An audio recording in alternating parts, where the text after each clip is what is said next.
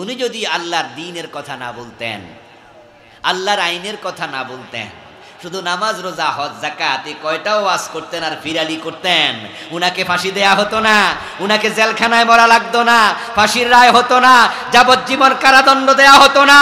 শুধু ফিরালি করলে উনার মতো মুরিদ বাংলাদেশে কোনো পীর সাহেবের জুটতো না। তো সমাজে যারা সবার সাথে মিলেমিশে চলে, অন্যায়ের বিরুদ্ধে প্রতিবাদ করে না, বোবা শয়তান হয়ে বসে আছে, ওদের হালুয়া রুটির অভাব হয় না, হাতিয়া খাইতে খাইতে পেট বড় হয়ে যায়, ফুলের মালা গদ্দান মোটা হয়ে যায়। হক কথা যারা বলে তাদেরকে কবরের নিচে পাঠিয়ে দেয় অথবা জেলে বন্দী করে রাখে। ওমান ইস্তাআযা মিনান নারি সালাসা মাররাত, যে ব্যক্তি আল্লাহ তাআলার কাছে 3 বার জাহান্নাম থেকে ফানা চায়, আল্লাহ তাআলা এই খবরটা জাহান্নামের কানে পৌঁছিয়ে দেন, জাহান্নামকে কথা বলার মতো সামর্থ্য দেন। তারপরে জাহান্নাম বলে আল্লাহুম্মা আজিরহু মিনান নার, ও আমার রব, সে যেহেতু জাহান্নাম থেকে পরিত্রাণ চায়, ফানা চায়, আমি জাহান্নামও বলি তুমি তাকে জাহান্নাম থেকে মুক্তি দিয়ে দাও। তারপরে রাসূলুল্লাহ সাল্লাল্লাহু আলাইহি ওয়াসাল্লাম আমাদেরকে বলছেন, ইজা সালতুমুল্লাহাল জান্নাতা ফাসআলুহুল ফিরদাউস, তোমরা আল্লাহর কাছে যখন জান্নাত চাইবে তখন ফিরদাউস নামক জান্নাত চাইও। সুবহানাল্লাহ। যখন জান্নাত চাইবে তাহলে বোঝা গেল জান্নাত চাওয়া লাগে। আপনি যতই নামাজ পড়ুন, রোজা রাখুন, ইবাদত করুন, আল্লাহ তাআলা কি আপনাকে জান্নাত দিতে বাধ্য?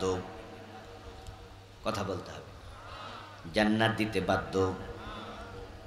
আপনার ইবাদত যদি আল্লাহ তাআলা কবুল না করে ছুঁড়ে ফেলে দেন, কেন কবুল করো নাই এ প্রশ্ন করার ক্ষমতা কোনো মাখলুকের নেই। আমার প্রিয় ভাই, আপনার ইবাদত দিয়ে আপনি আল্লাহর জান্নাত পাবেন নাকি?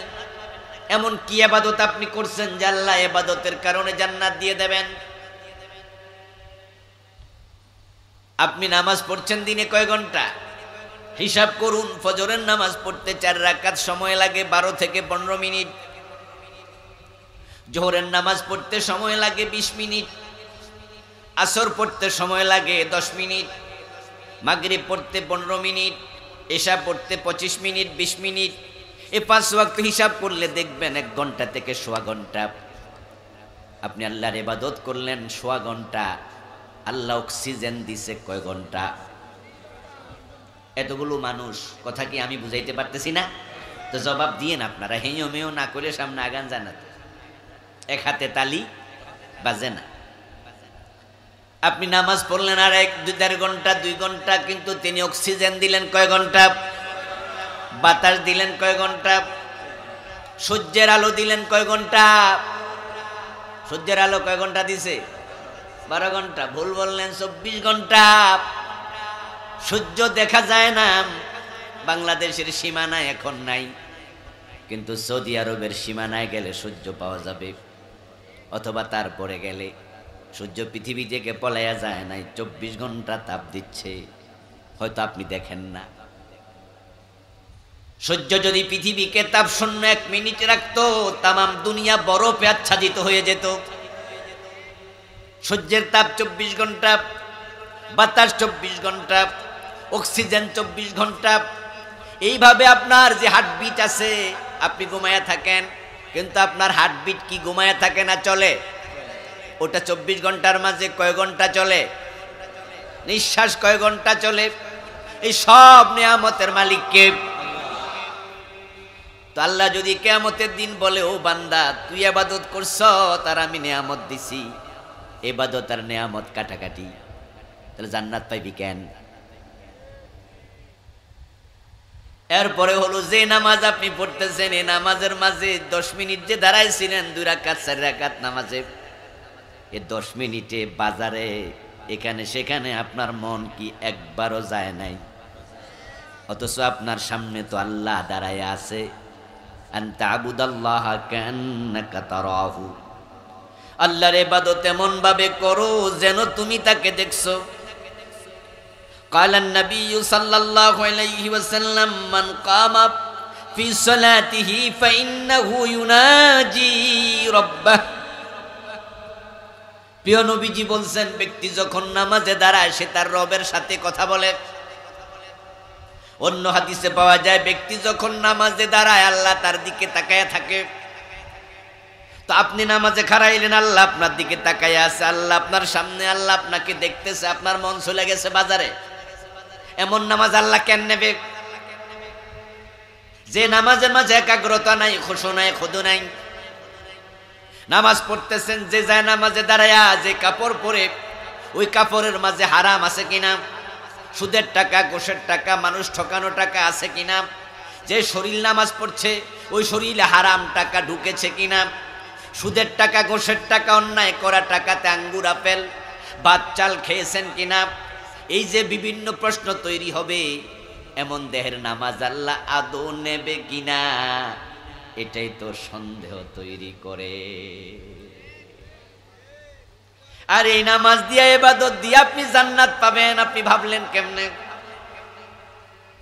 জান্নাত আপনি চান, আল্লাহর কাছে বারবার বলেন, আল্লাহ আমি জান্নাত চাই, আমার জান্নাতটা দাও।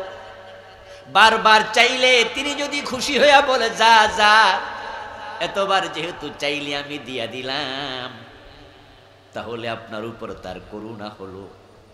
আর মানুষ শুধু আল্লাহর রহমতের কারণে জান্নাত পাবে। সহিহ বুখারীতে এসেছে কালান নবী সাল্লাল্লাহু আলাইহি ওয়াসাল্লাম লান ইউনজি আহাদাম মিনকুম আমালুহু কিলা ইয়া রাসূলুল্লাহি আওয়ালা আনতা ক্বালা লা ইল্লা আন ইয়াতাগাম্মাদানি আল্লাহু বিরহমাতিহি। প্রিয় নবীজি বলছেন, ও আমার উম্মত, ও আমার সাহাবারা, আমল করো, কিন্তু তোমাদের কারো আমল তার নাজাতের জন্য যথেষ্ট হবে না। লাইউনজিয়া আহাদাম মিনকুম আমালুহু, কারোই আমল তাকে নাজাত দেবে না, জান্নাত পর্যন্ত পৌঁছানোর জন্য তার আমল সমর্থ হবে না, সক্ষম হবে না। এই কথা শুনে সাহাবায়ে কেরামের কোনো একজন দাঁড়ালেন, দাঁড়ায়া বললেন, ইয়া রাসূলুল্লাহ আওয়ালা আনত, হুজুর আপনার আমলের খবর কি? আমাদের আমল কম, যে আমলে আমরা নাজাত পাবো না, কিন্তু আপনার খবর কি জানতে চাই, আপনার আমল তো অনেক বেশি। আমরা তো শুনেছি আপনি এমন ভাবে রাতের বেলায় নামাজ পড়েন আপনার পা ফুলে যায়।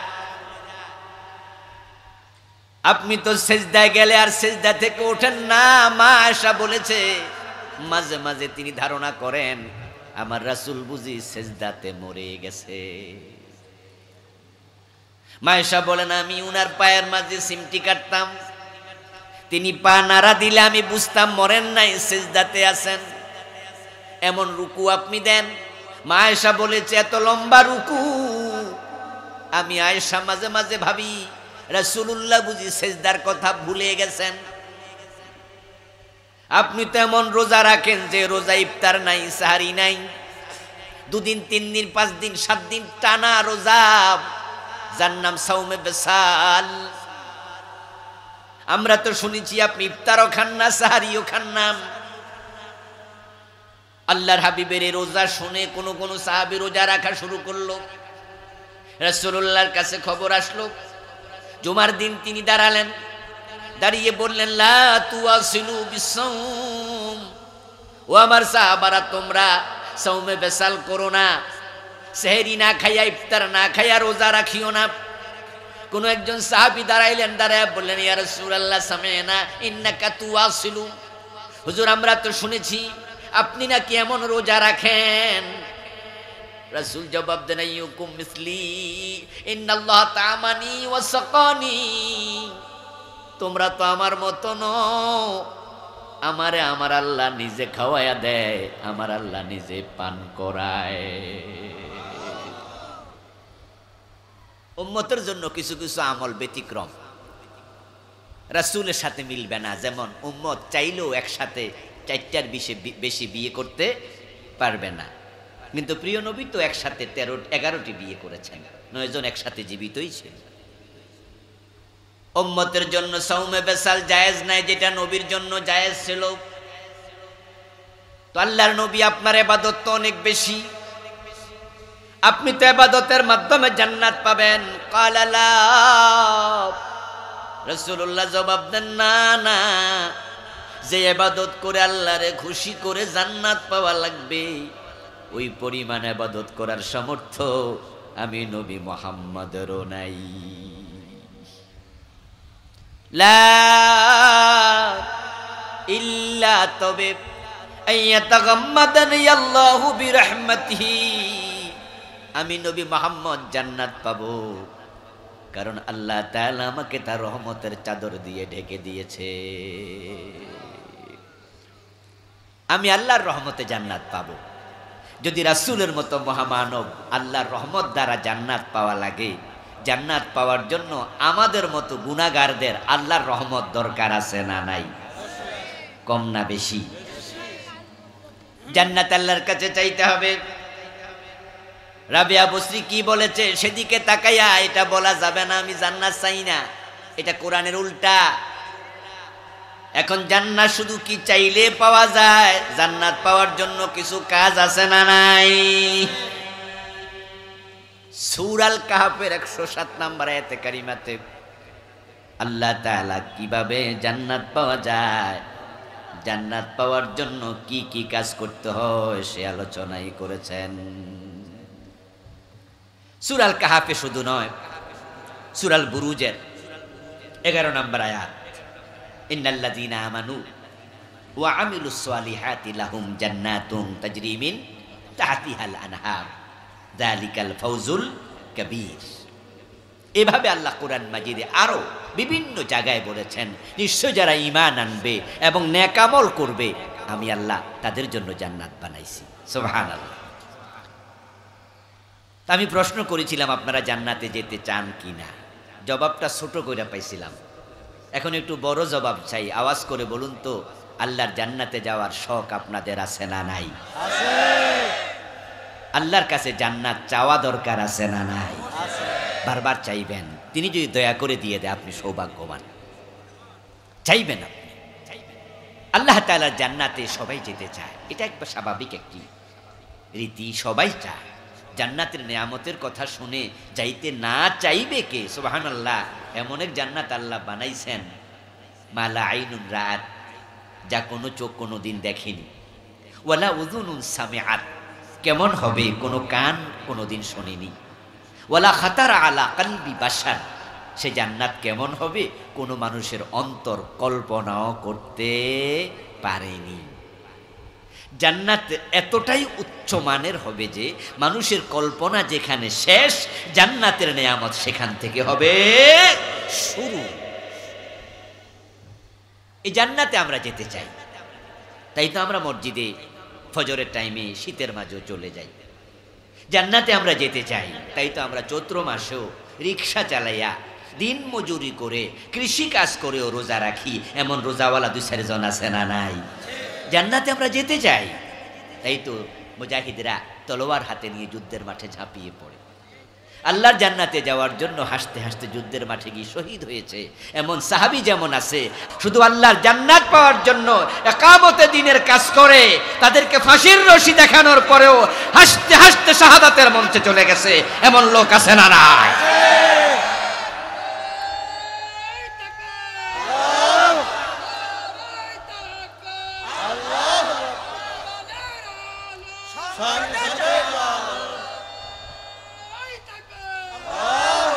আমার প্রিয় ভাইয়েরা, জান্নাতে আমরা যেতে চাই, এ নিয়ে আমাদের কারোই দ্বিমত নেই, কিন্তু ভুলে গেলে চলবে না, মাগনা জান্নাত পাওয়া যায় না, শর্ত আছে।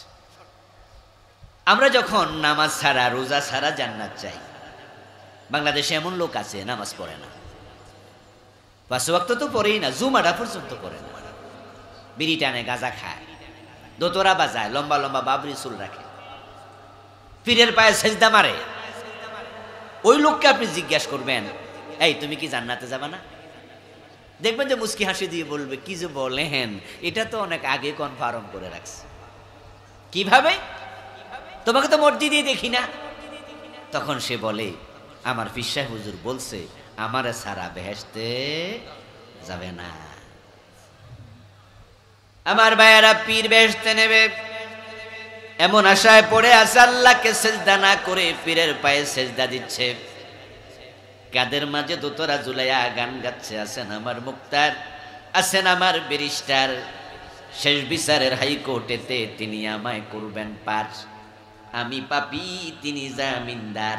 এমন গান বাংলাদেশে আছে না নাই? এই গান কি আমরা লিখছি? এই জাতীয় গান কি আমরা দোতরা দিয়া কোনোদিন গাইছি? এবার আপনারা বলুন তো, গাওয়ার একদল লোক আছে না নাই? ওদের দর্শনটা কি, চিন্তাটা কি? তারা কিন্তু গানে বলেই দিল আল্লাহ যেদিন হাসরের ময়দানে বিচারক হবেন সেদিন তাদের পীর বাবারা, তাদের কিছু জামিনদার আছে, মুখতার আছে, ব্যারিস্টার আছে, আছেন আমার মুখতার, আছেন আমার ব্যারিস্টার, শেষ বিচারের হাইকোর্টেতে তিনি আমায় করবে পার। তাহলে ওদেরকে পার করার জন্য কি আছে? ওদের ব্যারিস্টার আছে, মুখতার আছে। আবার বলে আমি পাপী তিনি জামিনদার। সে তো বেনামাজি, বেরোজদারি, মদ খায়, গাঁজা খায়, সে জানে সে পাপিষ্ট, তবে সে নিশ্চিন্ত, টেনশন নাই, কারণ তার জামিনদার আছে। যখন দেখে এই বেনামাজি গাঁজাখোর জান্নাতে যাওয়ার চিন্তা রাখছে, তার জামিনদার আছে, তখন পাশের দোকানের হিন্দু ভদ্রলোক মনে মনে কয় তাহলে বেহেশতে আমি যাবো না কেন? হেও নামাজ পড়ে না, আমিও পড়ি না, হেও রোজা রাখে না, আমিও, হেও জনে কম দে আমিও কম দে, হেল মাল বেজাল দে আমিও দেই, ও চরিত্রের সাথে আমার চরিত্রের মিল তো 100-তে 100, তো বেহেশতে হে যাইতে চাইলে আমি কেন যাবো না? হিন্দুরাও বেহেশতে যাওয়ার জন্য লাইন ধরছে। আপনাদের কলরোয়া বাজারে গেলে দেখবেন এমন হিন্দু দোকানদার আছে যারা মরা বাবার ছবি দোকানে টানাইয়া সুন্দর করে নিচে লিখে দেয় স্বর্গীয় সত্যেন্দ্র নারায়ণ দাস, স্বর্গীয় দুলাল চন্দ্র ভৌমিক, স্বর্গীয় হরেন চন্দ্র দাস, এ জাতীয় স্বর্গীয় অমক, স্বর্গীয় তমক, এরকম লেখা কি আপনারা দেখেছেন কখনো? কথা বলুন, দেখেছেন? যে স্বর্গীয় শব্দের অর্থ কি? অলরেডি স্বর্গে চলে গেছে, মানে অতীতকালের শব্দ আর কি। স্বর্গীয় মানে বেহেশতে গেছে গা, স্বর্গে চলে গেছে। আরবিতে বলে জান্নাত, বাংলায় বলে বাগান, ইংরেজিতে হেভেন, সংস্কৃতিতে স্বর্গীয়। কেউ বলে চোখ, কেউ বলে নয়ন, জিনিস কি দুটা? আবু বকর জান্নাতি, হযরত ওমর বেহেশতি, দুইজন দুই দেশে। কেউ বলে লাউ, কেউ বলে কদু, কেউ বলে বউ, কেউ বলে বধূ, কেউ বলে আনন্দ, কেউ বলে ফুর্তি, কেউ বলে ভাস্কর্য, আমরা আলেমরা বলি সেটাই হলো মূর্তি। জিনিস কয়টা? কথা বলতে হবে তো, জিনিস কয়টা? একটাই। এই যে হিন্দু মিয়া তার বাবার নামের পাশে লিখে দিল স্বর্গীয় শরৎচন্দ্র দাস। আপনাদের কাছে জবাব চাই, কোন হিন্দু কি স্বর্গে বেহেশতে গেছে? যাওয়ার সম্ভাবনা আছে, কিন্তু লিখলো তো, শখ আছে না নাই? আমার প্রিয় ভাইয়েরা, জান্নাতে যাওয়ার শখ হিন্দুদের আছে, খ্রিস্টানদের আছে, ইহুদিদের আছে, মুসলমান বেনামাজির আছে, বেরোজদারির আছে। জান্নাতে যাওয়ার শখ আমাদেরও আছে, সবার আছে, কিন্তু বলুন তো সবাই কি জান্নাতে যেতে পারবে? قال النبي صلى الله عليه وسلم تفترق أمتي على 73 ملة كلهم في النار إلا واحدا।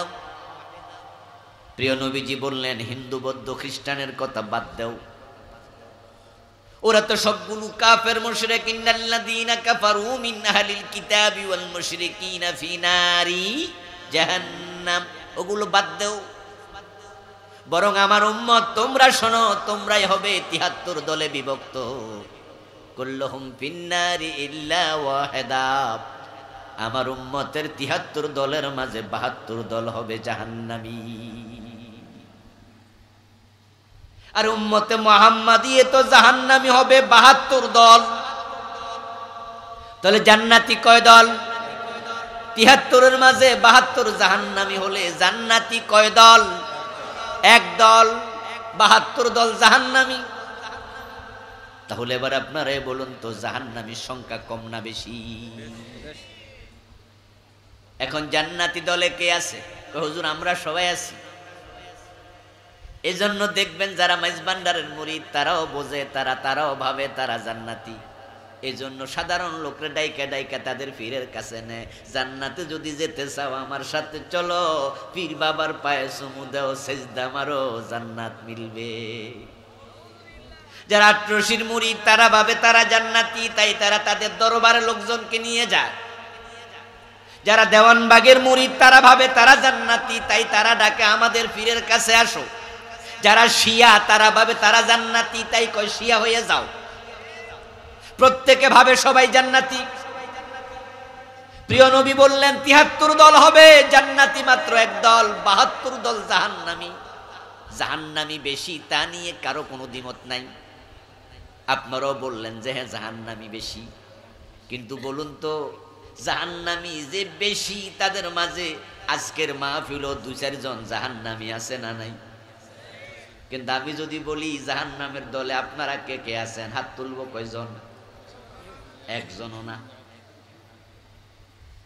জাহান্নামী বেশি তা নিয়ে আপনারাও একমত, কিন্তু জাহান্নামীদের দলে কে কে আছে কেউ হাত তুলবে না, বলবো হুজুর বেশি, তবে আমরা থানাতে নাই, পাশের থানায় অথবা পাশের জেলায়, আমরা না। সারা বাংলাদেশে 15-20 কোটি মানুষ সবাইরে যদি একসাথ করেন আপনি, কেউ বলবে না আমি জাহান্নামের দলে আছি। অথচ রাসূল বলছে জাহান্নামী ৭২ দল। আল্লাহ তাআলা কোরআন মাজিদে বলেন কুল্লু হিজবিম বিমা লাদাইহিম ফারিহুন। সবাই নিজেকে জান্নাতি মনে করার কারণ প্রত্যেক দলের কাছে শয়তান যাইয়া কানে কানে কয় আরে বেটা তোরটাই ঠিক। আর যদি কেউ বোঝে আমারটা ঠিক না, শয়তান তারে বুঝায় তোরটা বেঠিক হইল, আল্লাহ তো রহমান, আল্লাহ তোরে মাফ করে দিব। আল্লাহ রহমান নামের সাথে যে আজিজ আছে, জব্বার আছে, কাহার আছে, শয়তান এগুলো ভুলে দেয়। এই জন্য সব মানুষ মনে করে যে যেদিকে যাক আমি ঠিকই জান্নাতে যাব। ভণ্ড পীর নিজেকে কি মনে করে? জান্নাতি মনে করে। এই জন্য মুরিদরে কইয়া দিছে আরে বেডা টেনশন করিস না, আমি তোরে ছাড়া যাবো না, মনে হয় যেন উনার জান্নাতটা কনফার্ম। অথচ কবরের পাশে দাঁড়াইলে রাসূলের সাহাবী 2 মেয়ের স্বামী 10 জন প্রধান জান্নাতীর একজন ইসলামের 3য় খলিফা ওসমান এত কাঁদতেন, উনার চোখের পানি বেয়ে বেয়ে দাড়ি ভিজতে ভিজতে মাটিতে পড়ত। উনি টেনশন করতেন কবরে কি হয়। আর আমার ফিস সাহেব কয়ে দিছে তোরে ছাড়া আমি জান্নাতে, মনে হয় যেন উনারটা কনফার্ম। জান্নাতে আমরা সবাই যেতে চাই, কিন্তু জান্নাতে সবাই যাবে না, সংখ্যা হবে খুব কম। জান্নাতে যেতে হলে আপনাকে 2টি শর্ত পূর্ণ করা লাগবে, 2টি কাজ করা লাগবে। কোরআন মাজিদে সূরা আল কাহাফের 107 নম্বর আয়াত, সূরা বুরুজের 11 নম্বর আয়াত সহ আর অনেকগুলো আয়াতে আল্লাহ তাআলা বারবার বলছেন জান্নাতে যেতে হলে 2টি শর্ত, ঈমান নেকামল, ঈমান নেকামল, ঈমান নেকামল। এবার আমি আপনাদেরকে একটু জিজ্ঞাসা করতে চাই, জান্নাত বানিয়েছেন কে? দেবেন কে? আল্লাহ। জান্নাতের মালিক কে? আল্লাহ। এখানে অন্যের কোনো কি অংশীদারিত্ব আছে? না। বানানোর সময় আল্লাহকে কেউ হেল্প করছে? না। মালিকানায় অন্য কেউ কি আছে? হাসরের ময়দানে দেয়ার সময় জান্নাত অন্য কেউ কি দিতে পারবে? না। জান্নাত কোনো নবীর হাতেও নাই, নবীর জান্নাতটাও কার হাতে? ইয়েস। এই জন্য অমক বাবা অমক তমক জান্নাত দেবে ভাববেন না। যিনি জান্নাতের মালিক, যিনি জান্নাত বানাইছেন, যিনি জান্নাত দেবেন, তিনি বারবার বলছেন জান্নাতে যেতে হলে 2টি শর্ত পূর্ণ করো। এবার দোস্তরা ভালো করে শুনুন, আমার আল্লাহ যা বলেন সেটাই চূড়ান্ত, আল্লাহর কথার মাঝে কোনো হেরফের নাই। জান্নাতে যাওয়ার জন্য আল্লাহ 2টি শর্ত দিয়েছেন। এই শর্ত যদি আপনি পূর্ণ না করেন আপনার কপালে জান্নাত নাই, সোজা কথা। এবার যদি আপনি নবীর বাপ হন, যদি আপনি নবীর ছেলে হন, আপনি নবীর মা হন, কিচ্ছু আসে যায় না। আল্লাহ এতটাই চূড়ান্ত কথা বলে, আল্লাহর কথার মাঝে কোনো হেরফের।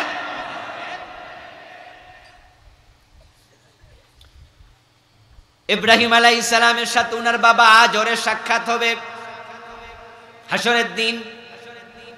قال النبي صلى الله عليه وسلم তালাক্কা ইব্রাহিমু আবাহু আজার আলাইহি কাতারাতুন গাবারাহ। ইব্রাহিম আলাইহিস সালামের সাথে লেখা হবে, সাক্ষাৎ হবে তার বাবা আজর। তখন আজরের পুরাটা দেহ কর্দমাক্ত থাকবে, ধুলি ধূসরিত থাকবে।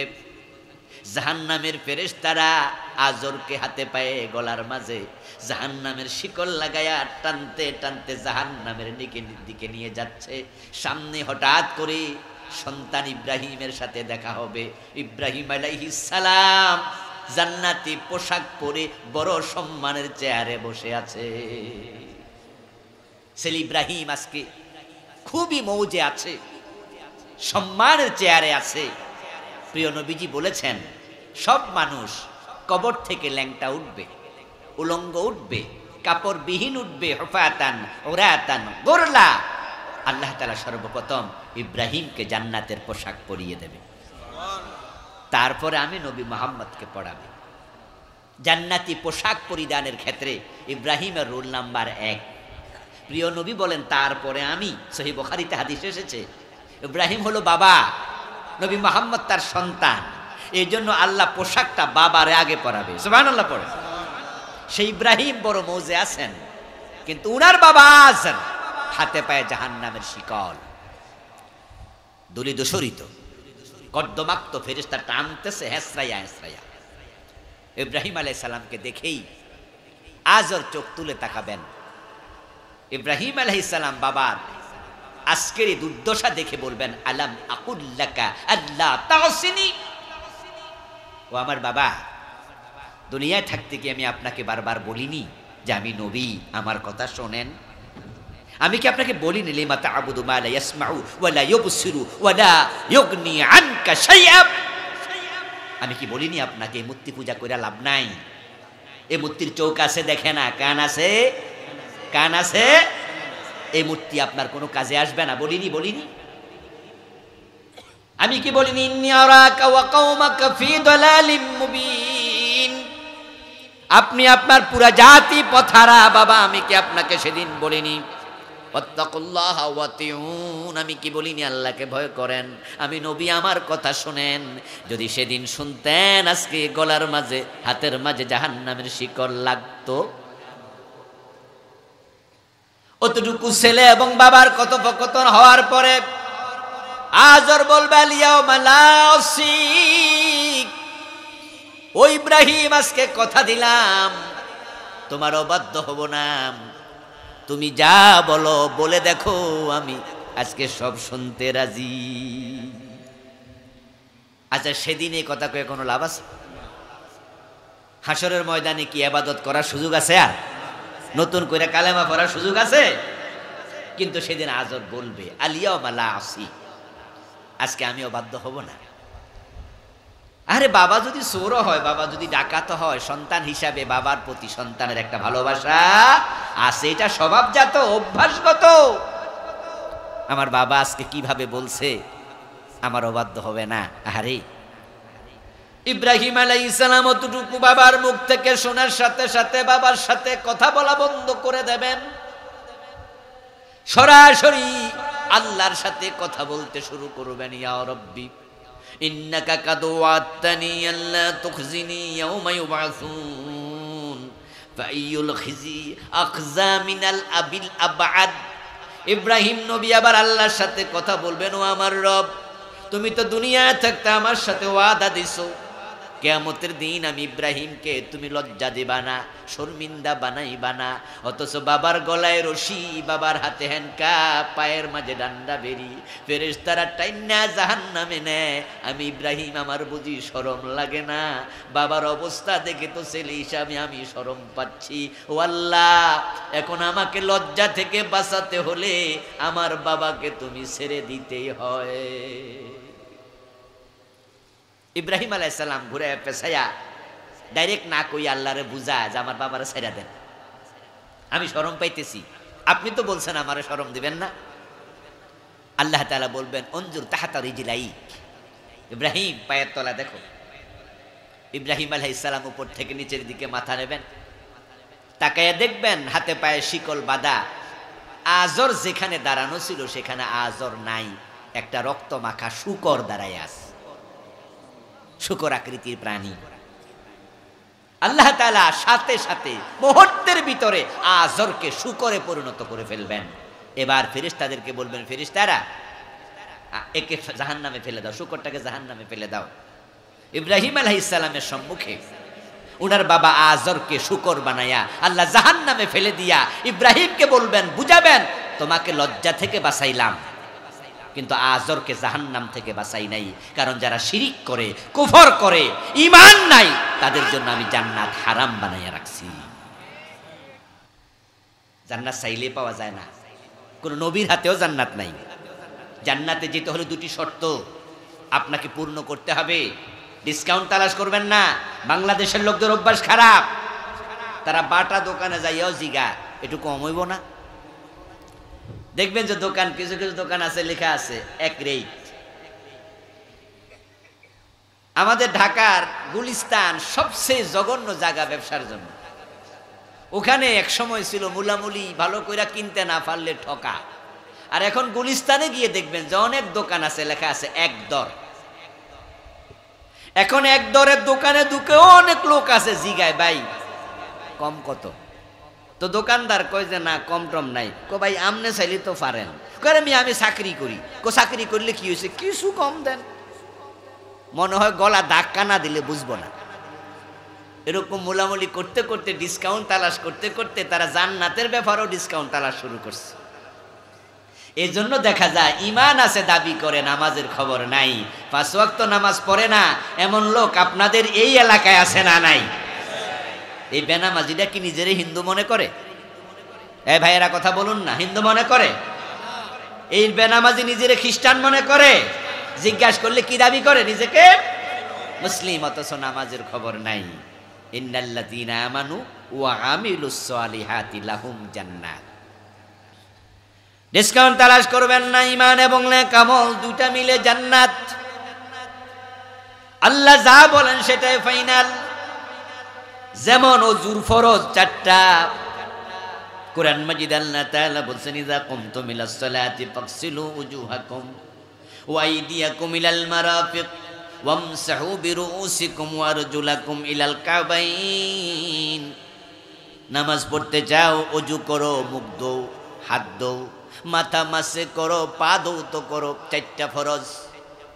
এখন কোনো ব্যক্তি মুখ ধুইলো, হাত ধুইলো, মাথাও মাসে করলো, কিন্তু প্রচন্ড শীতের কারণে পা ধৌত করে নাই, 3 ফরজ দিয়া নামাজ পড়ে ফেললো। আপনারা জবাব দেন, সওয়াব হয়েছে কতটুকু? 3টা ফরজ তো মানছে, তাই 75% নামাজ হয়েছে, ঠিক না? অর্ধেক হয়েছে কিছু নাকি বাদ? তো 3টা না মানলো, বাদ হইল কেন? উত্তর হলো আল্লাহ যা বলেন সেটা চূড়ান্ত, সেখানে ডিসকাউন্ট চলবে না। নামাজ পড়ার জন্য আরকান হাকাম 13 ফরজ। যদি কোনো ব্যক্তি সেখান থেকে 12টা ফরজ আদায় করে, একটা ফরজ বাদ দিয়ে দেয়, ওই 12 ফরজের মাধ্যমে নামাজ পড়লে সওয়াব হবে নাকি বাতিল? কেন বাতিল? 12টা তো করেছে। উত্তর হলো আল্লাহ বলেছে 13, সেখানে 12র কোনো মূল্য নেই। আল্লাহর জান্নাতে যেতে হলে আপনাকে 2টি শর্ত পূর্ণ করুন, ঈমান, ঈমান, ঈমান এবং নেক আমল। এবার আসুন আমরা একটু সে আলোচনায় একটু যাই। আমার বন্ধু, ঈমান আমরা এনেছি আলহামদুলিল্লাহ, কিন্তু এখন ঈমান আনার পরে আপনি যদি বেঈমান হয়ে যান, ঈমান হারায়া ফেলেন, মরার সময় ঈমান না থাকে, তাহলে ঈমান আপনার ছিল এ কথার কোনো দাম নেই। আপনি বিদেশ রওনা দিছেন, আপনি ঢাকা এয়ারপোর্টে গেলেন, যাবেন আপনি দুবাই, সৌদি আরব, আমেরিকা কোনো দেশে, কিন্তু আপনার পাসপোর্ট ভিসা আপনি বাড়িতে রেখে গেছেন। এখন এয়ারপোর্টে যখন আপনি যাবেন, ইমিগ্রেশন ক্রস করবেন, তখন যদি আপনি ইমিগ্রেশন অফিসারে বলেন যে পাসপোর্টও আছে, ভিসাও আছে, সব আছে, তবে বাড়ি, আপনারা ঢুকতে দেবে? আছে এই শব্দের কোনো দাম নাই, সাথে আছে কিনা সেটা ইম্পর্টেন্ট। ঈমান আছে, মরার সময় নাই, এর আগে হারাইয়া গেছে, এমন লোক সমাজে আছে কিনা? অভাব নাই। قال النبي صلى الله عليه وسلم تكون بين الساعة فتن كقطع الليل المظلم يصبح فيها الرجل مؤمنا فيمسي كافرا ويمسي مؤمنا فيصبح كافرا ويبيع أقوام دينهم بعرض من الدنيا প্রিয় নবীজি বলছেন এমন একটা জামানা কিয়ামতের আগে আসবে সূর্য ডুবে গেলে অন্ধকার যেমন চারদিক থেকে ধেয়ে আসে কিয়ামতের আগে ওই অন্ধকারের মতো চারদিক থেকে কুফরি দিয়ে আসবে মানুষগুলো সকালবেলায় মুমিন থাকবে সন্ধ্যাবেলায় কাফের হয়ে যাবে সকালবেলায় মুমিন থাকবে সন্ধ্যাবেলায় কাফের হয়ে যাবে ওয়াবিউ আকওয়ামুন দীনাহুম বিআরাদিম মিনাদ দুনিয়া এবং অনেক মানুষ দুনিয়ার ক্ষমতা এবং সম্পদের কাছে তাদের দ্বীন ইসলামকে বিক্রি করে দেবে ক্ষমতার কাছে সম্পদের কাছে ইসলাম বেচা দেয় জালেমদের সাথে হাত মিলায় এমন আলেমও আছে না না মডেল মসজিদে চাকরি পাওয়ার জন্য ইসলামী ফাউন্ডেশনে চাকরি পাওয়ার জন্য সরকারের নেক নজরে থাকার জন্য জালেমের সাথে হাত মিলায় এমন শত শত আলেম বাংলাদেশেও আছে না নাই শাহবাগের মোড়ে যাইয়া নাস্তিক ব্লগারদের সাথে হাত মিলাইছে একাত্মতা ঘোষণা করেছে এমন আলেমও বাংলাদেশে আছে আমার প্রিয় ভাই প্রিয় নবীর হাদিস বাস্তবায়িত তো হবেই কিয়ামতের আগে প্রিয় নবী বলছেন সকালবেলা মানুষ মুমিন থাকবে সন্ধ্যাবেলায় কাফের হবে প্রশ্ন হতে পারে কিভাবে আরেকটা হাদিস শুনি মানুষ ঈমান হারাতে হারাতে অবস্থা এমন হবে বেঈমানরা পর্যন্ত মসজিদের ইমাম হয়ে যাবে বেঈমান মুয়াজ্জিন হবে ঈমান তার চলে গেছে সে পাঁচ ওয়াক্ত নামাজও পড়বে কালান নবী সাল্লাল্লাহু আলাইহি ওয়াসাল্লাম ইয়াতি আলান নাসি জামানুন ইয়াজতামিউনা ফিল মাসাজিদ লাইসা ফীহিম মুমিনুন আমার রাসূল ভবিষ্যৎবাণী করেন এমন জামানা আসবে মানুষ মসজিদে জামাতের সাথে নামাজ পড়বে অথচ ওই জামাত ইমাম মুয়াজ্জিন মুসল্লি একটারও ঈমান থাকবে না ইমামও কাফের হবে মুয়াজ্জিন কাফের হবে মুসল্লি সবগুলো কাফের হবে এই জামানা আসবে না এসে গেছে হ্যাঁ এসে গেছে গেছে আমারে দুই চোখ দেখেছে এমন মসজিদ যে মসজিদের ইমাম কাফের মুয়াজ্জিন কাফের মুসল্লি সব কাফের আপনি দেখতে চান আপনিও চলে যান ঢাকার বকশী বাজারে ঢাকা আলিয়া মাদ্রাসার পাশে দেখবেন কাদিয়ানীদের মসজিদ যেখানে ইমামও কাদিয়ানি মুয়াজ্জিনও কাদিয়ানি মুসল্লিও কাদিয়ানি নামাজ পড়ে 5 ওয়াক্ত আওয়াজ করে বলুন তো কাদিয়ানিরা মুমিন না কাফের তো রাসূল বলছে নামাজ পড়বে জামাতে সবগুলো কাফের গোলাম আহমদ কাদিয়ানের জন্ম 1835 সালে আজ থেকে 200 বছর আগে অথচ রাসূল হাদিস বলছেন 1400 বছর আগে এই কাদিয়ানির জন্ম না হইলে বাংলাদেশে হাদিসটার বাস্তবায়ন আমরা হয়তো দেখতাম না আমার প্রিয় ভাইরা وقال النبي صلى الله عليه وسلم ياتي على الناس زمان الصابر منهم على دينه كالقابض على الجمر আল্লাহর হাবিব বলেছেন এমন জামানা আসবে যে জামানায় যাদের ঈমান আছে যারা ভালো মানুষ অধিকাংশই তো বেঈমান হবে কাফের হবে মুশরিক হবে কিন্তু যারা ঈমানওয়ালা ভালো মানুষ তাদের দ্বীনের উপরে টিকে থাকা এতটাই কঠিন হবে হাতের মাঝে আগুনের জ্বলন্ত কয়লা রাখা যত কঠিন সেই সমাজ সেই অবস্থা আমরা দেখে ফেলেছি প্রকৃত ঈমানওয়ালা আলেম ওলামা ভালো মানুষ তারা বাড়িতেও ঘুমাইতে পারে না বিনা দোষে ডজন ডজন মামলার আসামি হয়ে রাস্তায় রাস্তায় ঘুরে বেড়ায়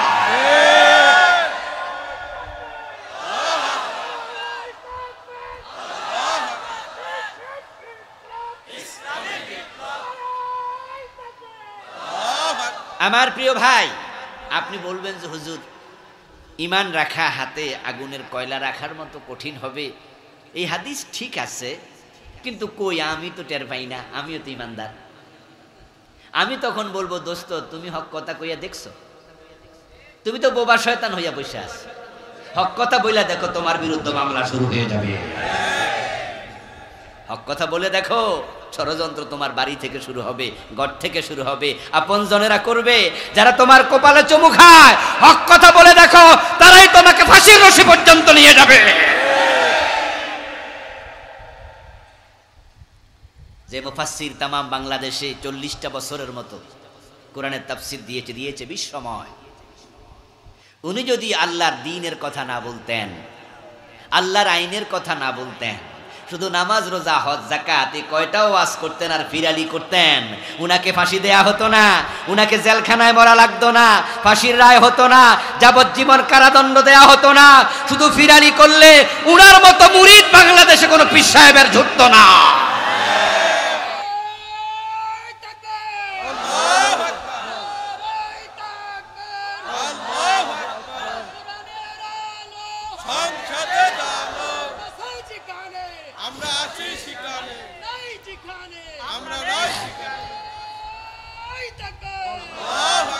আমার ভাইয়েরা, আল হাক্ক মুররুন ওয়ালাউ কানা দুররা, কুলিল হাক্কা ওয়া ইন কুনতা ফারদা। আরবি প্রবাদ, সত্য কথা বলবেন, সত্য কিন্তু মিষ্টি লাগে না, সত্য কি লাগে? তিতাই লাগে। আল হাক্ক মুররুন, সত্য তিতা।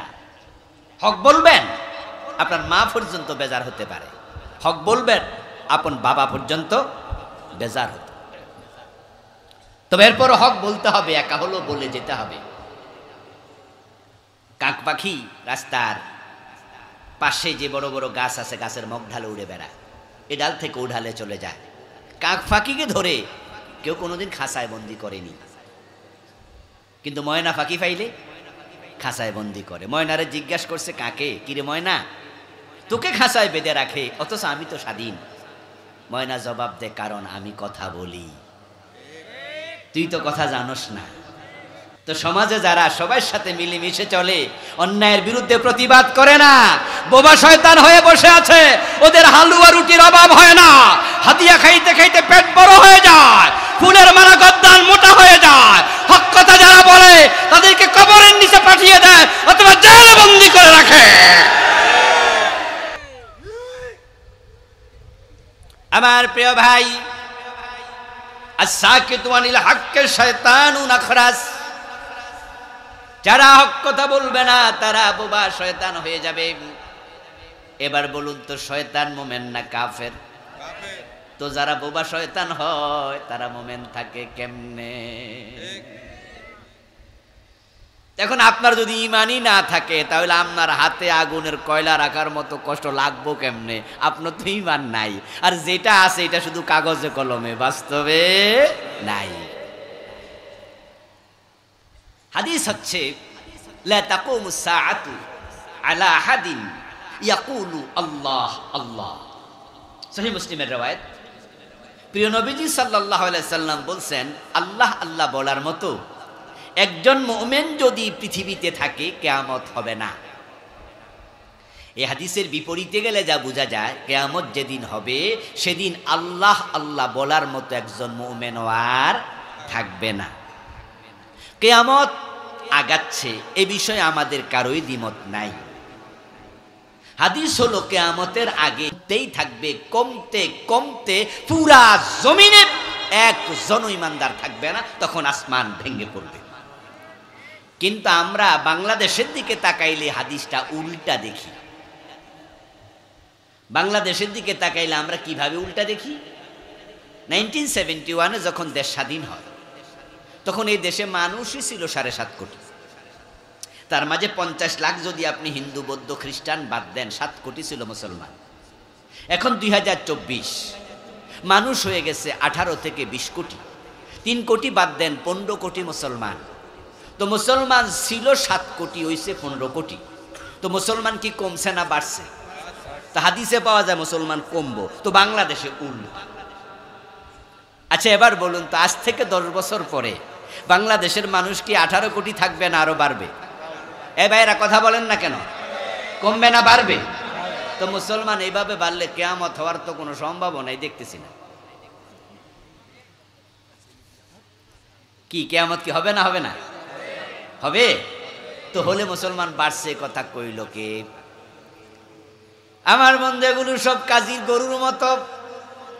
কাজীর গরু কিতাবে আছে, গোয়ালে নাই। মুসলমানদের অবস্থা ঠিক তাই। ও প্রিয় ভাই আমার, এই যে আমার হাতে কাগজ আছে, এখানে যদি আমি বাংলায় লিখি পাকার পা নরসিকান্নি, উচ্চারণ কি হবে? এতগুলো মানুষ জবাব দিচ্ছে না কেন বুঝলাম। উচ্চারণ কি হবে? কাগজটা কি ভিজবে? যদি আমি লিখি সরেয়া গরু সুগার গুদন্তন্য, উচ্চারণ কি? আগুন। কাগজটা পুড়বে, কারণ লিখা আছে, বাস্তবে নাই। আসল পানি হলে ভিজে যেত, আসল আগুন হলে পুড়ে যেত, কিন্তু কাগজে লিখেছি বাস্তবে আগুন নাই, বাস্তবে পানি নাই, তাই ভিজেও নাই, পড়েও নাই। 90% মুসলমান বাংলাদেশে বলে আছে, কিতাবে কাগজে আছে, ভোটার লিস্টিতে আছে। বাস্তবে 51% যদি মুসলমান থাকতো, অনেক আগে কোরআন দিয়া বাংলাদেশ চলার কথা ছিল। বাংলাদেশ কি আল্লাহর কোরআন দিয়া একদিন চলছে? তো মুসলমান না 90%? আশ্চর্য। রাসূলুল্লাহ সাল্লাল্লাহু আলাইহি ওয়াসাল্লাম বলছেন, মানুষগুলো বেঈমান হয়ে যাবে, ঈমান তাদের থাকবে না। এবার বলুন তো, জান্নাতে যাওয়ার জন্য ঈমান দরকার আছে না নাই? দুইটা শর্তের মাঝে প্রথম শর্ত কি? ঈমান হলো 1 নাম্বার শর্ত, নেক আমল হলো দ্বিতীয় শর্ত। ঈমান হলো 1-এর মতো, নেক আমল হলো ডান পাশে শূন্যের মতো। 1 যদি থাকে, ডানে একটা শূন্য দিলে কত হবে? 2টা দিলে, 3টা দিলে, কিন্তু একটা মুছে দেন, শূন্যের দাম কত? যদি কারো ঈমান চলে যায়, আমলের দাম আর নাই। নামাজ, রোজা, হজ, যাকাত সব আছে, কিন্তু ঈমান নাই। এই নামাজের মূল্য আল্লাহর কাছে 1 পয়সাও নাই। এই জন্য ঈমানটা যত্ন নিয়েন বন্ধু আমার, যত্ন নিয়েন। আমরা যে গাছ লাগাই, ছোট ছোট গাছ লাগান, গাছ লাগানোর পরে আপনারা গাছটা যেন নষ্ট হয়ে না যায়, তাই গাছের চারপাশে বেড়া দেন। শিম গাছের সিমের দানা যখন মহিলারা বাড়িতে লাগায়, তখন দেখবেন 2-4 দিন 7 দিন পরে আস্তে আস্তে করে শিমের গাছ বের হয়। তখন সেখানে যেন মুরগি যাইয়া, ছাগল যাইয়া গাছ খেয়ে ফেলতে না পারে, তখন ওই শিমের দানার উপরে আস্তে করে একটা বেড়া দিয়ে দেয়। ঠিক ঈমান নিয়ে যেন মরতে পারেন, শয়তান যেন ঈমান চুরি করতে না পারে। তাই সব মুসলমান এ বিষয়ে সজাগ থাকা দরকার আছে না নাই? শয়তান আজকে বাংলাদেশে খুব সফল, কারণ সে আল্লাহ তাআলার কাছে চ্যালেঞ্জ করেছিল। যেদিন সে শয়তান হয়, যেদিন সে আল্লাহ তাআলার রহমত থেকে বঞ্চিত হয়, সেদিন সে বলেছিল, ওয়া ইজ্জাতিকা ইয়া রাব লা উগবি ইবাদাকা মা দামাত আরওয়াহুহুম ফি আজসাদিহিম। ও আমার রব, আপনার ইজ্জতের কসম, আপনার এই বান্দাগুলোকে আমি ধোঁকা দেব, প্রবঞ্চনা দেব, ঈমান কেড়ে নেব, যতদিন পর্যন্ত তাদের দেহে প্রাণ থাকবে আমি আমার চেষ্টা চালাবো। কোরআনে আসছে তার এই বক্তব্যটাই, ফাবিমা গাওয়াইতানি লাআকউদান্না লাহুম ফি সিরাতাকাল মুস্তাকিম সুম্মা লাআতিয়ান্নাহুম মিন বাইনি আইদিহিম ওয়া মিন খালফিহিম ওয়া আন আইমানিহিম ওয়া আন শামাইলিহিম ওয়া লা তাজিদু আকসারাহুম শাকিরিন। আল্লাহ, তারা জান্নাতের পথে আগাবে, তাদের কারণে, আদমের কারণে আমি লাঞ্ছিত হয়েছি, জান্নাত থেকে বঞ্চিত হয়েছি। আমি দেখে নেব তোমারে বান্দা জান্নাতে কেমনে যা, রওনা দেবে সিরাতুল মুস্তাকিম ধরে, আমি সামনে দিয়ে অ্যাটাক করব, পিছন থেকে টেনে ধরবো, ডান হাতে চেপে ধরবো, বাম হাতে চেপে ধরবো, চারদিক থেকে আক্রমণ করতে করতে ওয়ালা তাজিদু আকসারাহুম শাকিরিন। অধিকাংশকে আপনি শুকরওয়ালা পাবেন না। শুকরের বিপরীত হলো কুফর। শয়তান বলেছে, আমি তাদের অধিকাংশকে কাফের বানিয়ে ছাড়ব। আল্লাহ তাআলা পবিত্র কোরআনে এই আলোচনা করে আমাদের শোনালেন। প্রিয় নবী হাদিসের মাধ্যমে শোনালেন।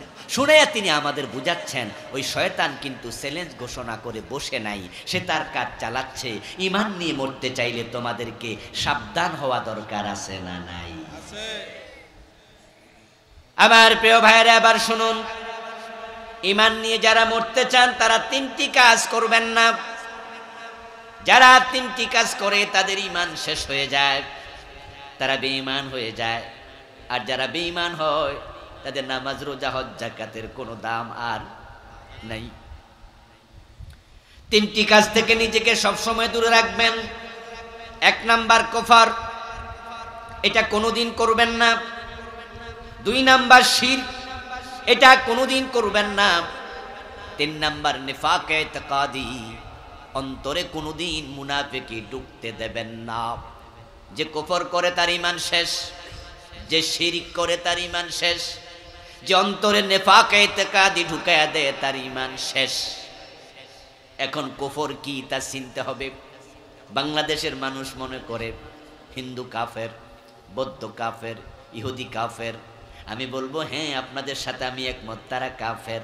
কিন্তু কাদিয়ানি কাফের, তারা কি হিন্দু? তারা কি বৌদ্ধ? তারা কি ইহুদি? তো হেরা কাফের হইল কেন? এবার যেই রোগে ধরে কাদিয়ানি কাফের হলো, ওই রোগ যদি আপনার ভিতরে পাওয়া যায়, আপনার ব্যাপারে একই মাসালা, আপনিও কাফের হওয়া লাগবে। কাফের হওয়ার জন্য কোরআন মাজিদ পূর্ণাঙ্গ স্বীকার করা লাগে না। এই কোরআন এমন এক কিতাব, যদি কেউ বলে আমি কোরআন একটুও মানি না, আমরা বলবো তুমি কাফের। যদি কেউ বলে আমি 15 পারা মানি, 15 পারা মানি না, আমরা বলবো তুমিও কাফের। কেউ যদি বলে 29 পারা মানি, 1 পারা মানি না, সে কি? কেউ যদি বলে 113 সূরা মানি, 1 সূরা মানি না, সে কি? যদি কেউ বলে সব মানি, 1 অক্ষর মানি না, সেও কি? তাহলে কাফের হওয়ার জন্য পুরা কোরআন অস্বীকার করা লাগে না, 1 অক্ষর অস্বীকার করলে ঈমান শেষ। এখন ঈমান যে শেষ হলো, কাফের হলো, এখন মুমিন হওয়ার জন্য এ কোরআন পুরাটাই আপনাকে মানতেই হবে। ও প্রিয় ভাই, এখন তাকায় দেখেন কাদিয়ানির দিকে। তারা পুরা কোরআন সবটাই মানে 4 অক্ষর ছাড়া। খা, আলিফ, তা, মিম। এ খাতামান নবিয়্যিন, বিশ্ব নবী, শেষ নবী। কাদিয়ানিরা এটাই। তারা বলে গোলাম আহমদ কাদিয়ানো নবী। বলেন নাউজুবিল্লাহ। আল্লাহ তাআলা 1400 বছর আগে বললেন নবী মুহাম্মদ শেষ নবী। কাদিয়ানি নামাজ পড়ে, রোজা রাখে, হজ করে, যাকাত দেয়, টুপি আছে, দাড়ি আছে, পাজামা আছে, পাঞ্জাবি আছে, মেসওয়াক আছে, পাগড়ি আছে, সব এজ লাইক এজ ইউ, আপনার মতোই সব। কিন্তু তাদের অন্তরে একটা ঝামেলা। আপনার অন্তরে আছে মুহাম্মদ শেষ নবী, তাদের অন্তরে আছে না গোলাম আহমদ কাদিয়ানো নবী। অন্তরের এই সামান্য বিচ্ছুতির কারণে তামাম দুনিয়ার সব হক্কানি আলেমের ফতুয়া কাদিয়ানি কাফের। আল্লাহর একটি বিধান মানে নাই, তাই কাদিয়ানির ঈমান শেষ। এবার একটু বলুন তো, ইবলিস শয়তান মুমিন না কাফের? সবাই বলুন দয়া করে, ইবলিস শয়তানের ব্যাপারে ফতুয়া কি সে মুমিন না কাফের? ফতুয়া দিয়েছেন কে? আবা ওয়াস্তাকবারা ওয়া কানা মিনাল কাফিরিন। প্রিয় ভাইয়ের, এবার বলুন তো, ইবলিস আল্লাহর কয়টা আইন মানে নাই? কয়টা? কাদিয়ানি মানে না কয়টা বিধান? একটা। আচ্ছা, এবার আপনাদের কি খবর? আসুন এখানে একটু আত্মসমালোচনা করতে হবে। আল কাইয়িসু মান দানা নাফসা ওয়া আমিলা লিমা বাদাল মাউত। অন্যকে কাফের বলে মজা নিয়েন না, নিজের খোঁজ রাখেন। কাদিয়ানি একটা বিধান মানলো না, শয়তান একটা মানলো না, তার ঈমান শেষ। এবার বলুন তো, চোর ধরে হাত কাটো এমন বিধান কোরআনে আছে কিনা? 52 বছরে বাংলাদেশে কয়দিন মানছেন? জেনা করলে অবিবাহিত লোক 100 বেত লাগাতে হবে, সূরা নূরের মাঝে আছে না নাই? আয-যানিয়াতু ওয়াজ-যানি ফাজলিদু কুল্লা ওয়াহিদিম মিনহুমা মিআতা জালদা। বিবাহিত লোক জেনা করলে পাথর মারো, এমন বিধান হাদিসে আছে না নাই? বাংলাদেশে 100 বেত লাগাইছেন কয়বার? পাথর মারছেন কয়জন রে? কাদিয়ানি 4 অক্ষর মানে না, কাফের। অথচ কোরআনে আছে লাহুল খালকু ওয়াল আমরু, সাবধান, সৃষ্টি যার, আইন চলবে শুধুই তার। এই আয়াতে কারিমার অংশে অক্ষর আছে 15টা, কাদিয়ানি মানে না 4টা। সাবধান, সৃষ্টি যার, আইন চলবে শুধুই তার। এবার একটু আওয়াজ করে বলুন তো, সৃষ্টি কার, আইন চলবে কার? এ 52 বছরে আল্লাহর আইন চলে না, ব্রিটিশ আইন চলছে। যারা ব্রিটিশ আইনে দেশ চালায় তারা আল্লাহর গোলাম হতে পারে না। আমরা কার গোলাম? এ ভাইয়ের আওয়াজ দিয়ে বলতে হবে, কার গোলাম? তাহলে আইন চলবে কার? তো যারা 52 বছর ধরে ব্রিটিশ আইনে দেশ চালাচ্ছে, আপনি কি তাদের ভোটার? নিজেকে প্রশ্ন করুন। যারা 52টা বছর ধরে আল্লাহর আইন বাদ দিয়া ব্রিটিশ আইনে দেশ চালাচ্ছে, আপনি কি তাদের কর্মী? আপনি কি তাদের দলের সমর্থক? আপনি কই সমস্ত দল করেন যারা মানুষের আইনে দেশ চালায়, তাদের সহযোগী হইলে আল্লাহর কসম আপনার ঈমান থাকবে না। ওমান লাম ইয়াহকুম বিমা আনজালাল্লাহ ফাউলাইকা হুমুল কাফিরুন। আমার প্রিয় ভাইরা, এগুলো পড়ে দেন। আমার প্রিয় ভাই, আপনি নিজকে মোমেন দাবি করছেন, তো কাদিয়ানি তো নিজকে মোমেন দাবি করে। আল্লাহ ছাড়া অন্যের আইনে দেশ চলছে 52টি বছর। ডজন ডজন আইন আল্লাহর মানেন না। আমার নবী বলেছেন, আমার মেয়ে ফাতেমা যদি চুরি করে, আমি ফাতেমার হাতটাও কেটে দেব। আচ্ছা, প্রিয় নবী কি চোর ধরে হাত কাটেন নাই? রেসপন্সটা কম পাচ্ছি কেন বুঝলাম না, জবাবটা দেন না। রাসূল চোর ধরে হাত কাটছেন কিনা? তো 52 বছরের বাংলাদেশ, 71 থেকে 2024, 53 বছর হয়ে যাচ্ছে। কয়দিন চোরের হাত কাটছে? তো কাদিয়ানীদের কাফের বলেন কেন? হেরাইন মানে না একটা, আপনি তো মানেন না ডজন ডজন। সকালবেলা ঘুম থেকে উঠে অজু করে নামাজে দাঁড়িয়ে আপনি যখন বলেন আউযু বিল্লাহি মিনাশ শাইতানির রাজিম, অভিশপ্ত শয়তান থেকে আল্লাহ তোমার কাছে ফানা চাই, শয়তান আপনার পাশে দাঁড়ায় দাঁড়ায় বলে, কে আমার অভিশপ্ত বলে গালি দিল? আমি আল্লাহর একটা আইন মানি নাই, যদি আমি অভিশপ্ত হই, তোরা তো ডজন ডজন মানুষ না, তোর 14 গোষ্ঠী কি? আমি বলেছি আল্লাহ ছাড়া কারো আইন মানি না, আপনারাও বললেন জি। এই কথা বললেই কি বাংলাদেশে কালকে আল্লাহর আইন কায়েম হয়ে যাবে? এত সোজা? তারপরও কেন বলি? এবং শুধু আল্লাহর আইনের পক্ষে কথা বলার কারণে হুজুর দইরা জেলে দিছে, এমন হুজুর আছে না নাই? এটা জানার পরও কেন বলি? আমার কি জেলের ভয় নাই? আমিও তো মানুষ, আমার পোলামাই আছেন, বউ বাচ্চা আছেন। আল্লাহর আইনের কথা বলার কারণে আলেম ধরে জেলে দেয়, এবং আল্লাহর আইন বললে কালকে কায়েম হবে না এটাও জানি। তারপরও একটা কারণে বলি, এই দেশে আল্লাহর আইন কায়েম হলো কি হলো না ওইটা আমার দেখা দরকার নাই, কিন্তু আমি কাফের বেঈমান হয়ে মরতে চাই না। মৃত্যু পর্যন্ত বলে যাব, আল্লাহ ছাড়া কারো আইন মানি না।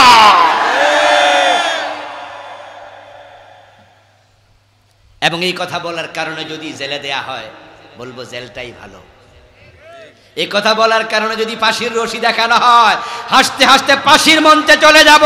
আল্লাহর আইন ছাড়া কারো আইন মানি না, এই দাবি থেকে চুল পরিমাণ সরানো যাবে না, কারণ সরলে আপনি বেঈমান। আমার বন্ধু, কুফরি এখন অ্যাভেলেবেল বাংলাদেশে। এখন সিলেবাসে কুফরি ঢুকেছে। এখন আপনি স্কুলে বাচ্চা পাঠাবেন, এমনও হতে পারে শুধু বই পড়ার কারণে বাচ্চাটা কাফের হয়ে যাবে।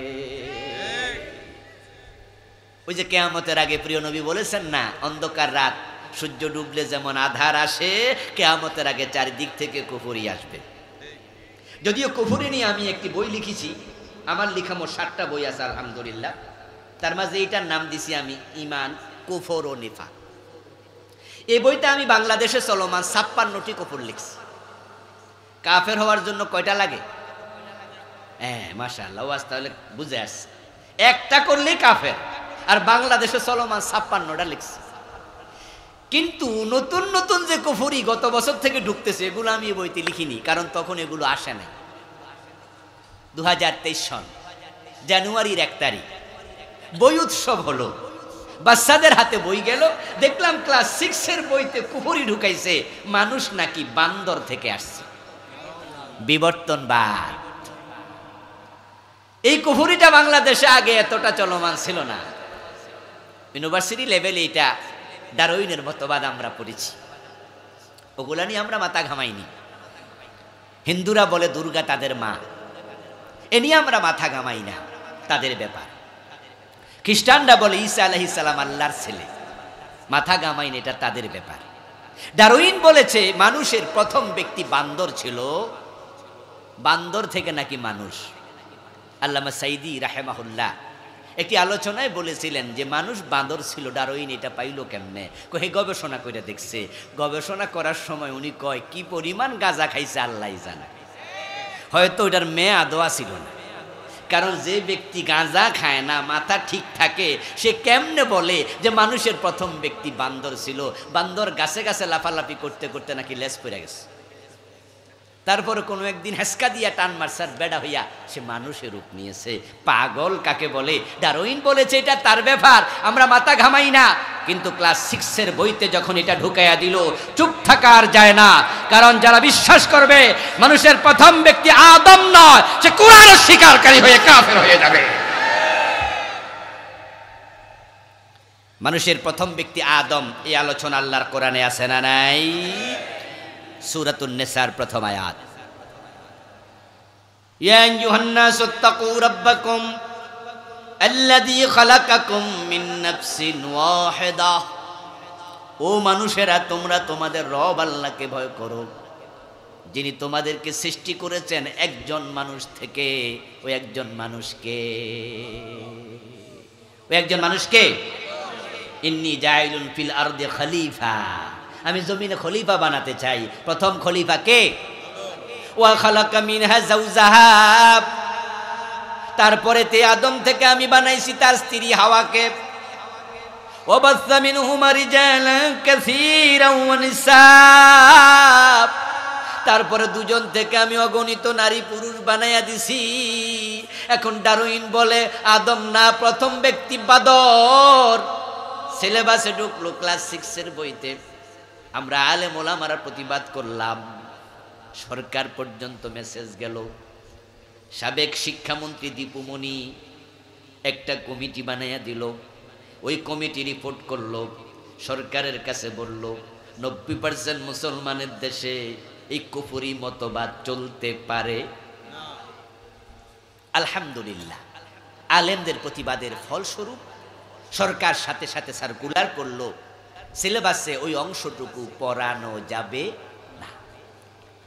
আচ্ছা, যদি আমরা আলেমরা প্রতিবাদ না করতাম, সিলেবাসে এটা থাকতো, ক্লাস 6-এ পড়ানো হতো মানুষের প্রথম ব্যক্তি বাদর, আমাদের সন্তানরা এটা বিশ্বাস করলে কি তারা হাই স্কুলের প্রথম ক্লাসে কি কাফের হয়ে যেত না? সিলেবাসে ঢুকছিল, আমরা প্রতিবাদ করেছি, থেমেছে। চলে গেল 2023, আসলো 2024, রানিং ইয়ার্স, চলমান বছর। ক্লাস 7-এর বইতে দেখি আরেক কুফরি ঢুকাই দিছে। ওটা হলো শরীফ শরীফার গল্প। আপনারা কি শুনেছেন? শুনেছেন? ট্রান্সজেন্ডার মতবাদ, যেটা বাংলাদেশে নতুন আসছে। পৃথিবীর 30টির বেশি দেশে অলরেডি ট্রান্সজেন্ডার মতবাদ চালু হয়ে গেছে। চায়না, রাশিয়া, অস্ট্রেলিয়া সহ সমকামী বিবাহ অনুমোদন করেছে পৃথিবীতে 30টি দেশের বেশি দেশ, যেটা এবার বাংলাদেশে সিলেবাসে ঢুকাইছে। কোনো ছেলে নিজেকে মেয়ে মনে করবে, কোনো মেয়ে নিজেকে ছেলে মনে করবে, তখন দেখা যাবে ছেলে ছেলে বিয়ে হবে, মেয়ে মেয়ে বিয়ে হবে। তারা সমকামিতা বাংলাদেশের সিলেবাসে ঢুকাই দিছে। আমার প্রিয় ভাইরা, তা নিয়ে আমরা কথা বলেছি, আমরা আশাবাদী এটা পরিবর্তন হবে। ট্রান্সজেন্ডার মতবাদ বাংলাদেশে প্রতিষ্ঠিত হতে আমরা দেব না, দেব না, দেব না। প্রয়োজন আপামর মুসলমান, আমরা সবাই রাস্তায় নেমে যাব, তারপরও আমাদের সন্তানদেরকে কুফরি করে কাফের হতে দেওয়া যাবে না। আমার প্রিয় ভাইয়েরা, কাফেররা কুফরি করছে, কত রকমের কুফর এ দেশে ঢুকাইছে। আমার বন্ধু, শরীয়তের বিধানকে বিকৃত করা, আল্লাহর দেয়া বিধানের বিরুদ্ধাচরণ করা, হারামকে হালাল বানিয়ে দেয়া, এইভাবে 56টা কুফর আমি লিখেছি। দ্বিতীয়টা হচ্ছে শিরক, যেটা করলে আপনি সাথে সাথে বেঈমান, ঈমান শেষ। যেমন ইব্রাহিম নবীর বাবা আজর মুশরিক, যার কারণে তার কপালে জান্নাত নাই। ছেলে ইব্রাহিম চেষ্টা করেও বাবারে জান্নাতে নিতে পারবে না। বাংলাদেশে শিরক এত বেশি কল্পনাতীত। আমি এ নিয়ে বই লিখেছি আরো 5-6 বছর আগে। বাংলাদেশে চলমান 29টা লিখছি। মুসলমানের সন্তানরা হাসতে হাসতে মুশরিক হয়ে যায়, হাসতে হাসতে। ইভেন কি মাহফিলের মাঝে পর্যন্ত আলেম ওলামারা শিরক প্রচার করে। এমন আলেমও বাংলাদেশে। আল্লাহর ধন রাসূলকে দিয়ে আল্লাহ গেছে গায়েব হয়ে। রাসূলের ধন খাজা নিয়ে শুয়ে আছে আজমিরে, কেউ ফিরে না খালি হাতে খাজা বাবার দরবারে। এমন গান গাইছে, এমন হুজুর আছে না নাই? ইউটিউব আপনারা দেখেছেন।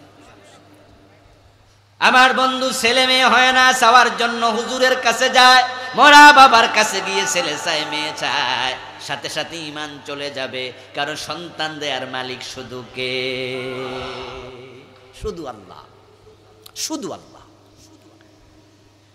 আমাদের নেতারা মাই খাতে পাইলে সরাসরি মিছিলের মাঝে, মিটিং এর মাঝে মানুষের সামনে শিরিক করে, বলে বেড়াচ্ছে জনগণ সকল ক্ষমতার উৎস, আমাদেরকে ভোট দেন, সব ক্ষমতা আপনাদের হাতে, আপনারাই তো ক্ষমতার মালিক। অথচ ক্ষমতার মালিক জনগণ নয়, ক্ষমতার মালিক শুধু কে? আন্নাল কুওয়াতা লিল্লাহি জামিআ। কুলিল্লাহুম্মা মালিকাল মুলক তুতিল মুলকা মান তাশা ওয়া তানজিউল মুলকা মিম্মা তাশা। ও আল্লাহ, ক্ষমতার মালিক তুমি। আর নেতা মাইক হাতে নিয়ে কয় জনগণ, পাবলিকের সামনে বলছে ইন্না শিরকা লা যুলমুন আযীম। অথচ শিরক হলো সবচেয়ে বড় গুনাহ, যেটা করলে ঈমান চলে যায়। হিন্দুদের দুর্গা পূজা আসে, তার আগ থেকে মুশরিক বেঈমান। কিন্তু মুসলমানের সন্তান দুর্গা পূজার সময় হাজার হাজার বেঈমান হয়।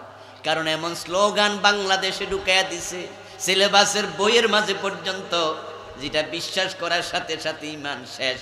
ওই স্লোগানটা হলো ধর্ম যার যার, উৎসব সবার। এই স্লোগান কি সাতক্ষীরার বাইরা শুনছে? শুনছেন?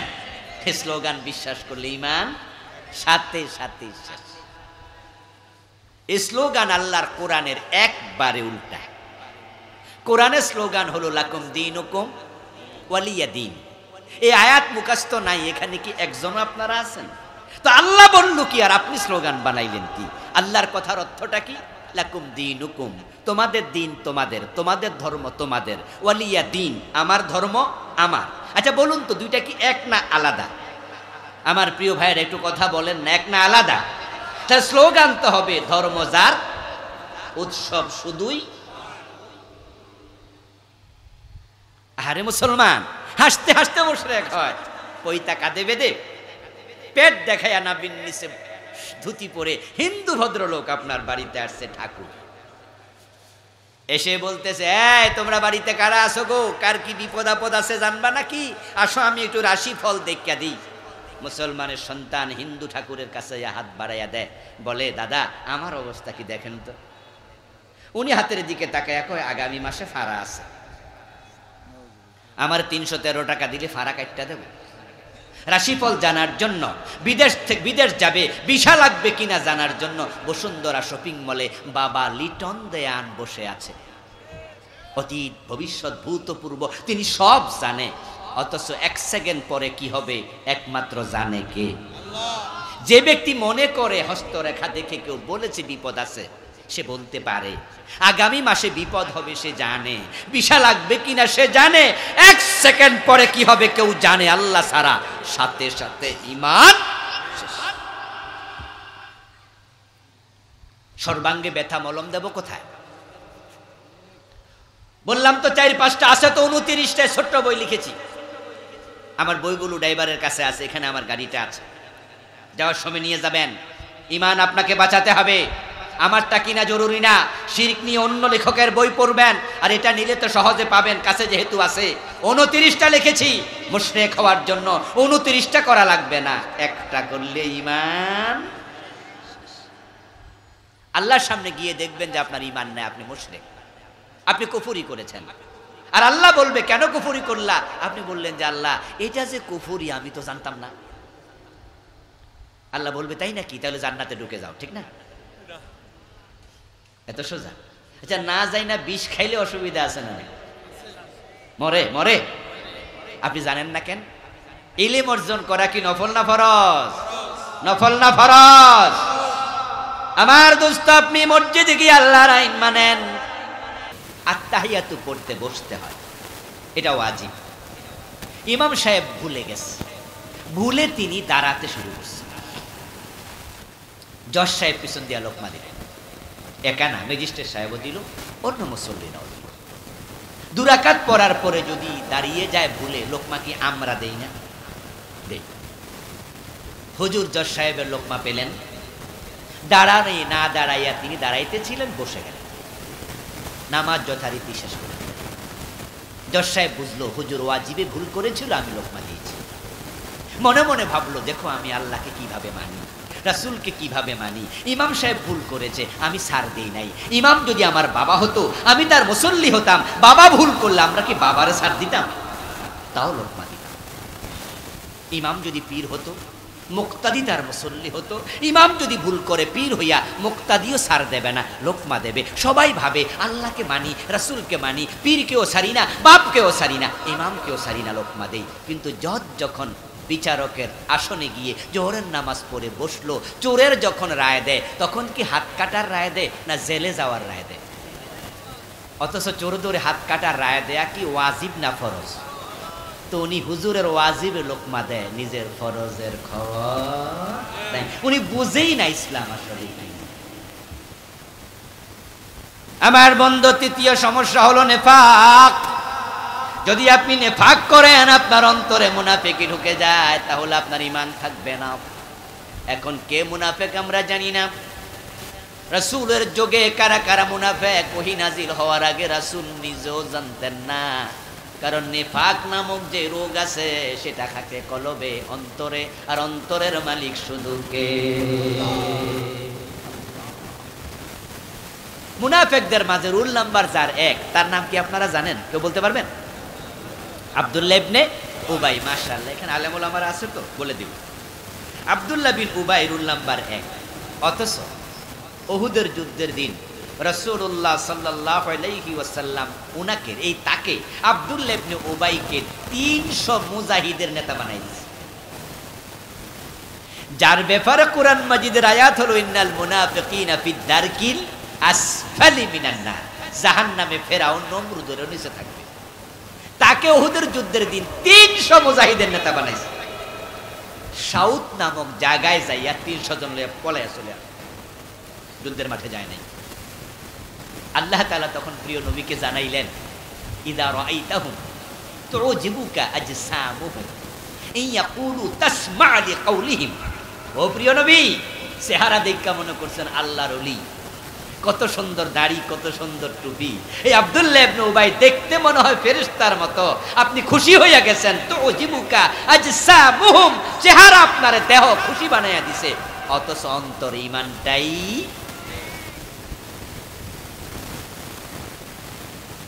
আমার বন্ধু, কার অন্তরে নেফাক আছে আমরা জানি না। মুনাফিকের যে আলামত গুলো আছে, বাংলাদেশে আলামত গুলো নিয়ে আলোচনা হয় খুব কম, খুব কম। হুজুররা যখন ওয়াজ করে মাহফিলে, মসজিদে, তখন 4টা বিষয় বলে শুধুমাত্র। মুনাফিকের আলামত 4টা। কথা বললে মিথ্যা বলবে, আমানত দিলে খেয়ানত করবে, ওয়াদা করলে খেলাপ করবে, ঝগড়া করলে গালিগালাজ করবে। এই হাদিসগুলোই বলে। অথচ এই বইটা আমি লিখেছি মুনাফিকের আলামত 29টা, বাকি 25টার খবর কি? 4টা না শুনলেন? আরো মজার কথা শুনুন, যে 4টা শুনলেন, এই 4টা যদি কারো কলবে থাকে, সে কাফের হবে না। এটাকে মুনাফিক আমলই বলে। এগুলো কলবে ঢুকে না, এগুলো আমলের ব্যাপার। কিন্তু কাফের হয় সেই মুনাফিক যার কলবে নেফাক ঢুকেছে, সেটা হলো চিন্তার জগতের নেফাক। সেগুলো কি এই দেশে আলোচনা নাই বললেই চলে। অথচ আল্লাহ তাআলা কোরআন মাজিদে ফি কুলুবিহিম মারাদ, ফি কুলুবিহিম মারাদ, ফি কুলুবিহিম মারাদ বারবার বলেছে বিভিন্ন আয়াত। অন্তরের মুনাফিক, আসল মুনাফিক। আচ্ছা, এখানে জীবনে মিছা কথা কর না এমন কয়জন আছে? তো মিছা কথা কইলে মুনাফিক হইলে তো আমরা সব দিয়ে মুনাফিক। আসলে এটা নেফাকে আমলি, ছোট্ট নেফাক। মূল নেফাক হলো অন্তরেরটা, এটা জঘন্য। সেটা কি? এক দুইটা বলি। فإذا أنزلت سورة محكمة وذكر فيها القتال رأيت الذين في قلوبهم مرض ينظرون إليك نظر المغشي عليه من الموت। ও নবী, যখন আপনার কাছে কোরআনের সুস্পষ্ট কোন আয়াত নাজিল হয় আর সেখানে জিহাদের কথা থাকে, আপনার সামনে যারা বসে আছে জিহাদের আয়াত শুনলে দেখবেন অনেকের চেহারা কালো হয়ে যায়। যারা জিহাদ পছন্দ করে না তাদের কলবে নেফাক ঢুকে গেছে। জিহাদের কথা শুনলে জঙ্গিবাদের গন্ধ খোঁজে, এমন লোক বাংলাদেশে আছে না নাই? জিহাদের কথা শুনলে রাজনীতি মনে হয়। এ জাতীয় চিন্তার লোক আলেম ওলামাদের ভিতরেও আছে। এজন্য দেখবেন অনেক হুজুর আছে জিহাদের ওয়াজ জীবনেও করে না। কয় কি, আমরা তো রাজনীতি করি না। 40 বছর ইমামতি করছে, জীবনে একদিনও জিহাদের ওয়াজ করেনি এমন ইমামও। লাখ লাখ মুরিদের ফি, জীবনে এই মঞ্চে বসে একদিনও জিহাদের ওয়াজ করেনি এমন পীর সাহেব। সব ওয়াজে রোজা, নামাজ, হজ, যাকাত, জিকির, আজকার, তাসবিহ, তাহলিল, ইসলাম শেষ। অথচ যে হজের ওয়াজ করলেন সে হজের রাসূল জীবনে একবার করছে। হজ রাসূল কয়বার করছে? আর জিহাদ করছে জিহাদের ময়দানে সেনাপতি হইয়া তলোয়ার হাতে নিয়ে 27 বার। যে নামাজের ওয়াজ করে মুখে ফেনা ফেলাই দিলেন, নামাজের ওয়াজ করতেই হবে, আমরাও করি, আপনিও করবেন। সে নামাজের কথা কোরআনে আছে 83 বার, 82 বার।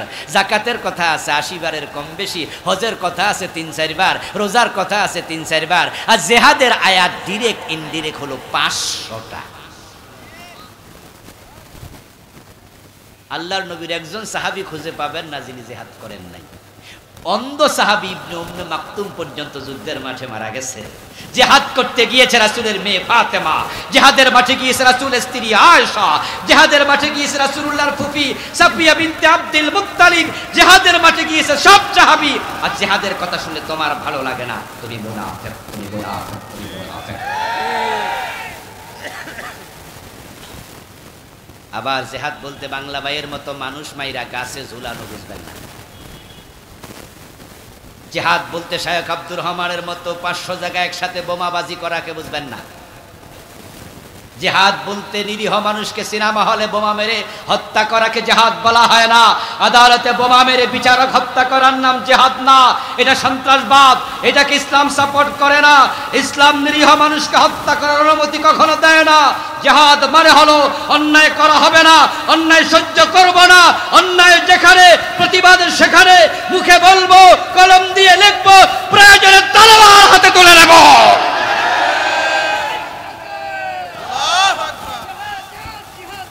জিহাদ করে বলতে চাই, জিহাদ চাই।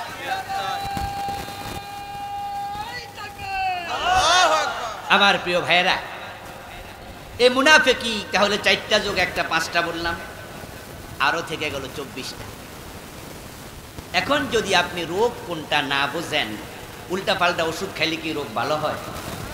তা আপনার অন্তরে নিফাক আছে কিনা, কুফর আছে কিনা, শিরক আছে কিনা, এগুলো জানলেই তো তাওবা করার সৌভাগ্য নসিব হবে, ঠিক কিনা?